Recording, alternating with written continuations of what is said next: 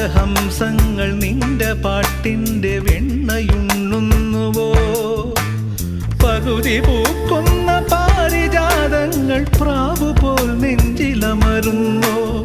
ഉറുകി നിൽക്കുന്ന നിന്റെ യൗവനം രുദ്രവീണയായി പാടുന്നു.